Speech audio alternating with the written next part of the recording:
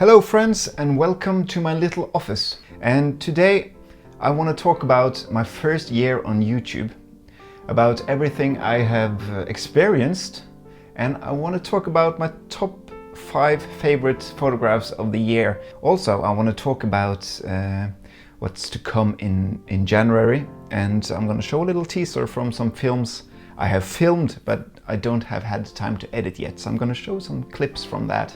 And at the end, I'm gonna host a little Q&A. Yeah, my first year. I've done a lot of things. I've been to Cuba.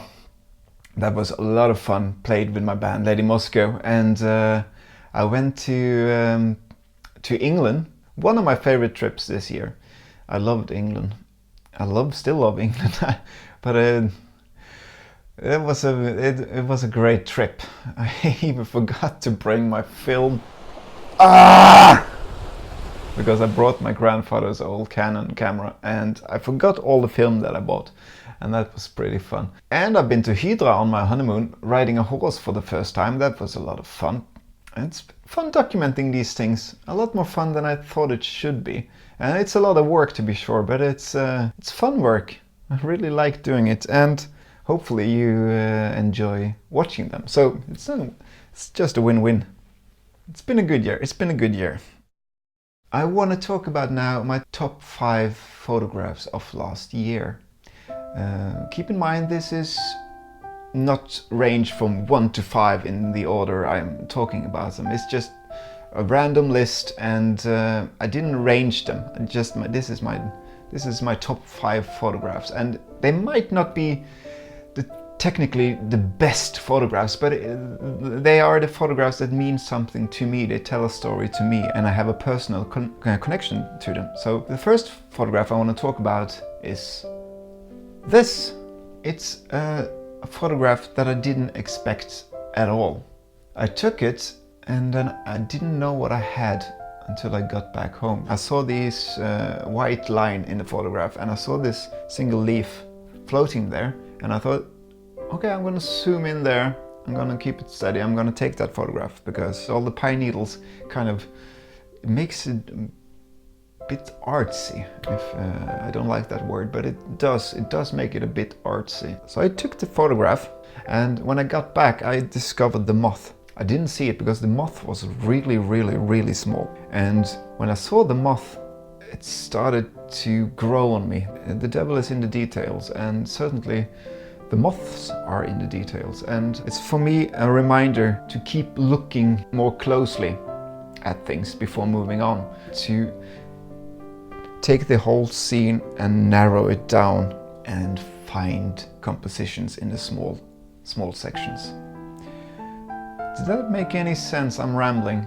Anywho, my second favorite picture of the year is this, and this is a picture that came out of the blue. And that's funny because it's kind of blue. I was walking and I came to a beach I hadn't been to before, and that's kind of stupid of me, I guess, because I've walked in that area a number of times, but I never walked to that beach. So when I discovered there was a beach there, my mind went into kind of new composition mode. You know the feeling when you come to a place where you haven't been before and your mind starts to work in different ways because you're seeing everything for the first time.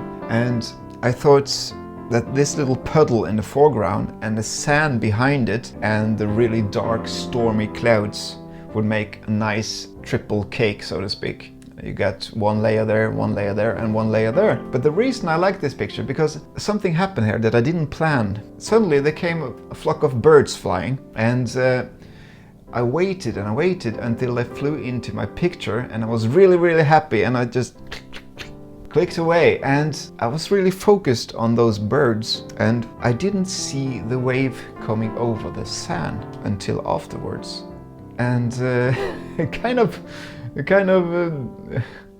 I don't know how to describe it. It made me extremely happy that kind of the earth chose to include something in my picture that I didn't think about. If I've stayed a bit and thought I'm gonna wait for a wave, that's all good, but I didn't anticipate that wave at all, and I think it adds so much to the picture. And for me, it's kind of the Earth showing off a bit. Like, it's a nice picture, but it can be better. Let me give you a wave. And it's just a moody picture, and I love that day. And it's definitely on my top 5 list photographs of the year. All right, this picture is a reminder for me never to give up. You don't know what's gonna happen until the fat lady sings or the fat guy. It started kind of grim this morning. It was a huge bank of clouds. There was absolutely no light, and it started to rain, and I just waited and I waited and I waited, and then suddenly it opened up. I got a sunrise, and I've already set up the camera, and I've scouted the area, and I prepared everything. I was just waiting, patience, patience, patience. And I didn't give up, and I got the image. So this image, it's a nice image, but also it's a reminder for me not to give up. My 4th image is a recent image. It's actually an image from last week. And I just like this image, as I think I talked a bit about it in last week's video, but I'm gonna repeat myself for a bit. It's what I like about it is that we don't get a lot of snow on this island. When we do get snow, the winter coat, it kind of dresses up the island in a completely different manner. And I love those times, and I love going out to photograph those times, because you see small things that you didn't see before. Because I walked to this forest a number of times and I've seen that tree, but I didn't imagine that this tree would almost be the only tree which have gotten frost on it. So it kind of stood out in front of the others and has kind of absorbed everything.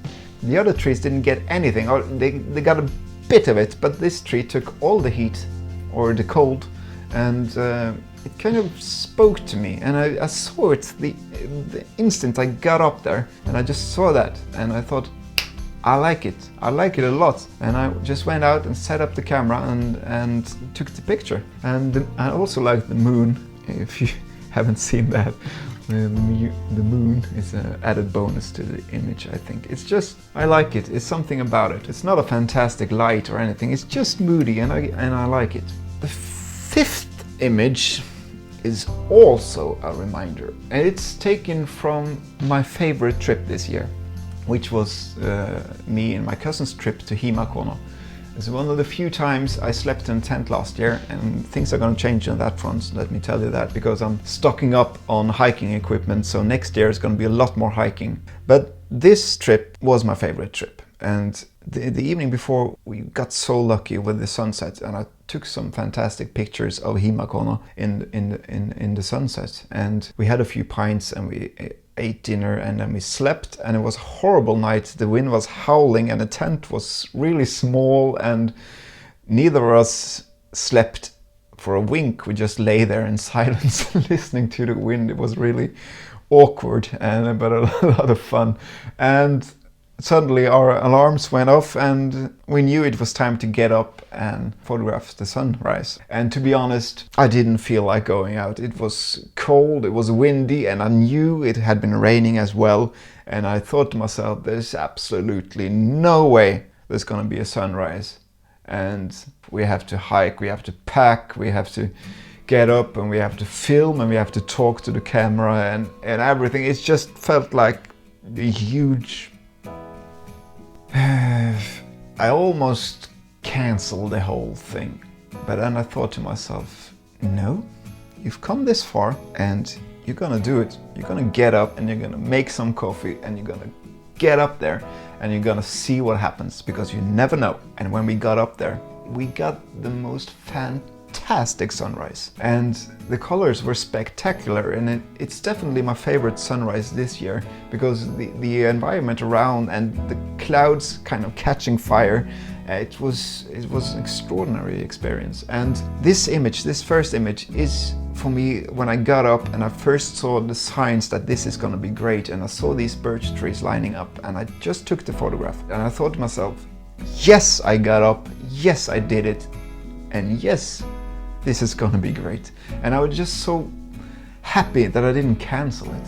I was so happy that I didn't just abort the whole trip.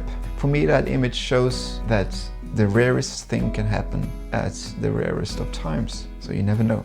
So those were my top 5 images this year, but I will give you a little sneak peek of a photograph that I took in Røde in the north of Norway. And it is this image here. And when you first see it, it doesn't look like much, but there's a story behind this picture, and I felt really connected to this little tree. The story is kind of, I was walking around in Røde and it was really windy and it was biting cold and my fingers were really freezing, and I was fighting the clock because it was the dark times up in northern Norway. The sun never really rose, and I just had that hour that I had to find a photograph, and I was stressing, and I hate when that happened because I don't do my best work when I'm stressing. And I knew I just had 1 hour because we were flying back later that day and it was going to get dark, and I was walking around and it was cold and I couldn't find anything. The environment was splendid. It was a new area for me. I had fresh eyes. Everything kind of should be perfect, but it wasn't. I just didn't see anything. And I struggled and I struggled, and I sat down and I was just looked over the ocean. I was thinking to myself,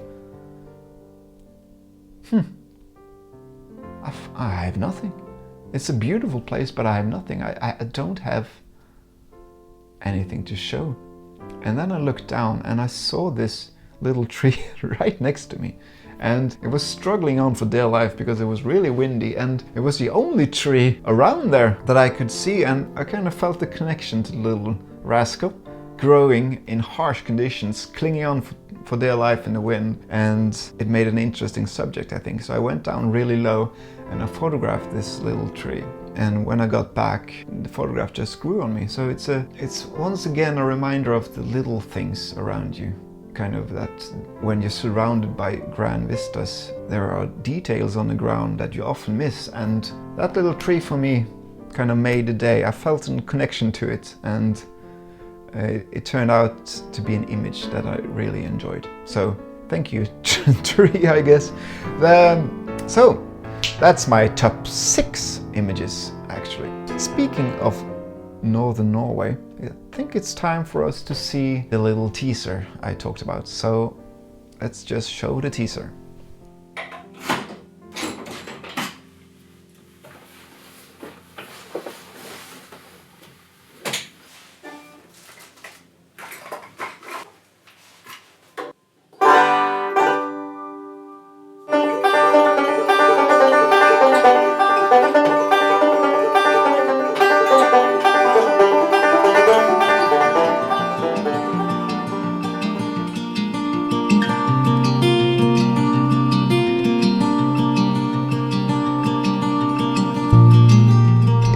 Kind of like the Arctic. It's a bit cold, it's windy, it's no polar bears yet. As I'm here playing music, I haven't brought a lot of photography equipment with me, but I brought my camera and I brought my good spirits because I really would like to photograph the Northern Lights.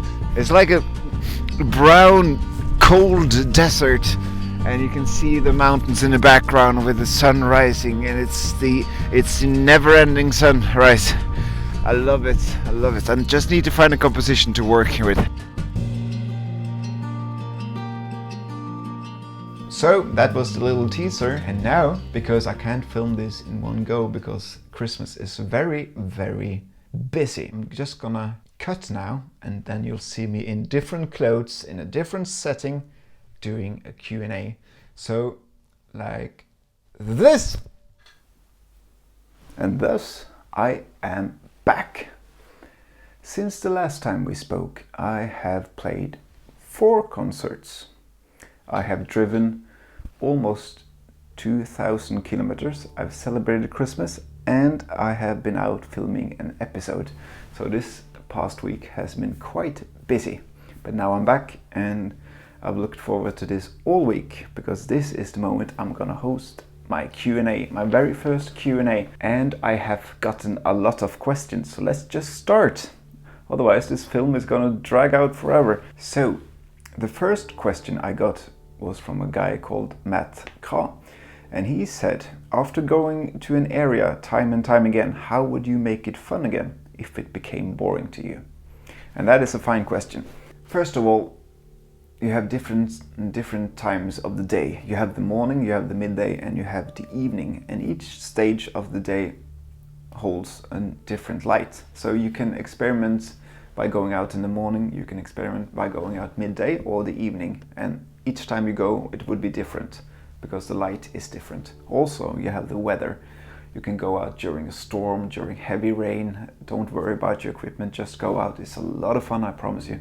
And you can go out in pitch dark and shoot really long exposures as well in the moonlight. Also, you have the seasons, the fall, the winter, the spring and summer, and each one of those seasons again paints a new light on the landscape. So the landscape is constantly changing at the time of the day and at what kind of season it is. So it would almost never be the same. But if you're really tired, I would recommend taking a break from that specific area and just go to a completely different location and then get back in a couple of months or a couple of weeks, because fresh eyes is always good. Also, if you if you're a photographer that likes to take large pictures, like big vistas and stuff like that, like kind of the whole shebang, you maybe should decide before you get there to kind of go in kind of small, like find the small details and try to photograph what kind of defines that area.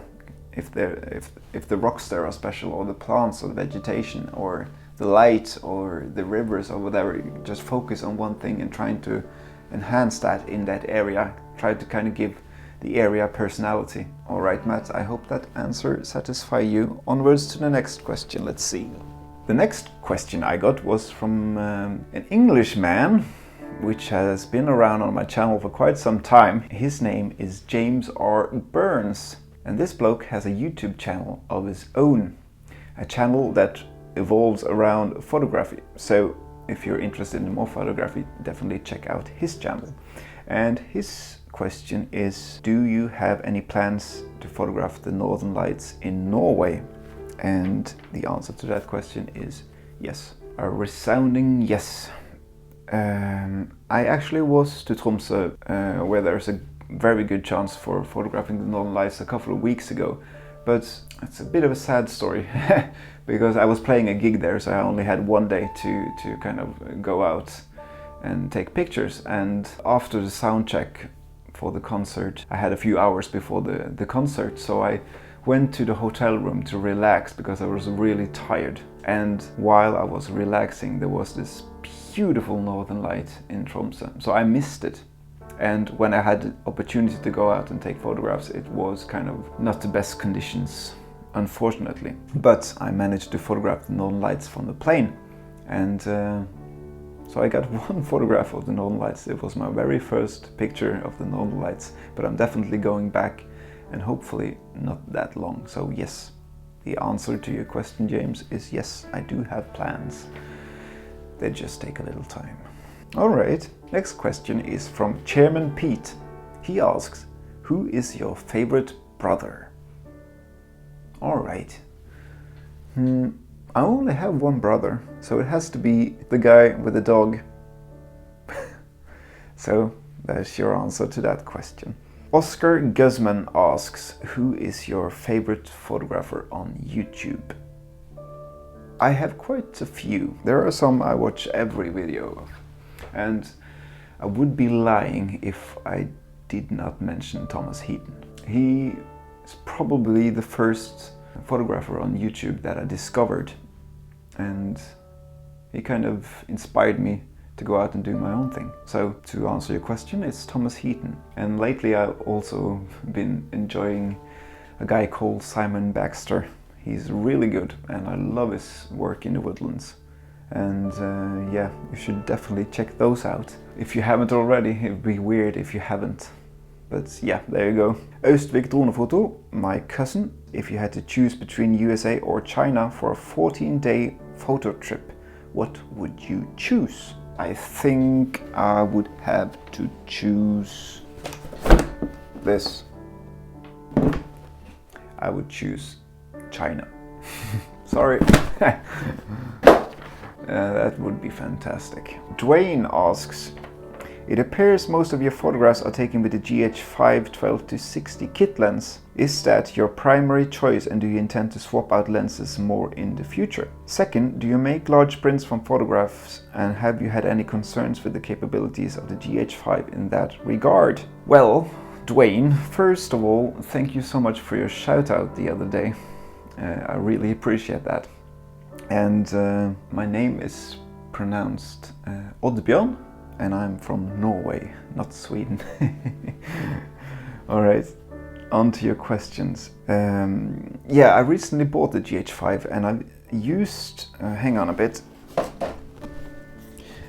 And with it came this lens, the 12-60 kit lens. And it's true, I've been using this a lot lately, but that's because it's quite new to me, and I would really like to see what it's capable of, just to see where it's good, where it's not so good, and it's just testing really. I have some other lenses as well, and I do swap out occasionally, but I kind of got stuck with this lens the last couple of videos. But I have this lens I'm using now, the 9-18mm wide angle lens from Olympus, and I also have these as well, the macro lens from Olympus, the 16mm fixed macro lens. It's really good, really sharp. And I have this, the 100-300mm from Lumix, which is also quite good. I like it. So those are my primary lenses, and I do swap out, but not lately. As for larger prints, I haven't tested the GH5 yet on large prints, but I will in the future, and when I do, I will be sure to let you know how it went.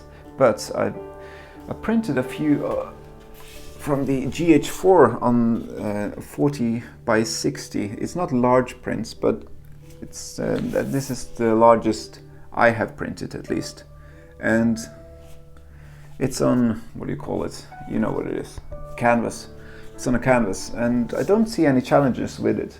It's a really nice print, so it works. I don't think you should worry too much, but until I've tested it, I can't say for sure. But thank you for your question. Verden from Verden Rocks Photography asks, if you have a chance to visit the USA, what would be your dream place to photograph? And another one would be, are we going to see in your channel any video of your bands? All right, Verden. First of all, hi. For those of you who don't know, Verden has his own channel on YouTube. You should definitely check him out. There are probably tons of magical places over in the US. But on the top of my head, Alaska. No doubt. Just rugged nature with wildlife and mountains and rivers and all that comes with it. That would be fantastic. So I would choose Alaska. Secondly, are we going to see any more of your bands in your videos? Alright, for those of you who don't know, I play now regularly in two bands. One is called Lady Moscow and the other one is called Rags and Feathers. Previously, I played in this band, Gadrine Wine. We released one LP. We're on Spotify, but that's on hold for now. And this band, Rags and Feathers, we're working on our first album. And Lady Moscow, this is our latest vinyl, and this is our previous vinyl, and there are two more CDs from that band, so those are my bands. I filmed a bit when I played with Lady Moscow on Cuba, but it's very difficult to film and play a concert at the same time. But maybe more vlogs about the band in the future, especially if we're traveling to interesting places. So I'm hoping and still trying to find a way to work the other side of my life, the music side, into my videos more fluently. But so far I haven't found the perfect way, but I'm working on a format to change that. So hopefully you'll see more, and hopefully it's going to be good. All right, Theresa Rice asks, you mentioned an island. Where are you located? I am from Norway and I'm from the west coast, and I'm from an island called Karmøy. It's quite big, it's on the west coast. I'll pull up a map right now so you can see for yourself where it's located. It's a beautiful island, it's a bit like Scotland. It's really windy and it's a rugged seascape nature, and we have a lot of diversity in our landscapes as well. So we have forest, woodlands and seascapes and beaches, so it's a really nice place to photograph. Alright, last question for today is from the Urban Gardener, and he asks, how young were you when you started to gain an interest in photography? That's a good question, and I brought some things with me. Let's see. Here we go. When I was 14 years old, my parents bought me this. It's my first point and shoot from Canon, a Prima Mini 2 with autofocus and auto exposure. That was my first camera, and first day I got this, I shot an entire roll of film in maybe 2 or 3 hours, and this is my first image I took with my own camera, and it's a picture of it's called Marikoppa in Norwegian, and yeah, that was my first image. So definitely into nature, I suppose. And this is from the same roll towards the end, my first creek shot. So yeah, nature and creeks was among the first things that I photographed. So I was 14 years old, and a lot has happened since then, but that's a different story for a different time. Anyway, that concludes my first Q&A, and thank you everyone who sent me questions, and I hope I've answered them to your liking. Take care of each other and like and subscribe if you haven't already, and yeah, I'll see you in a week. Goodbye.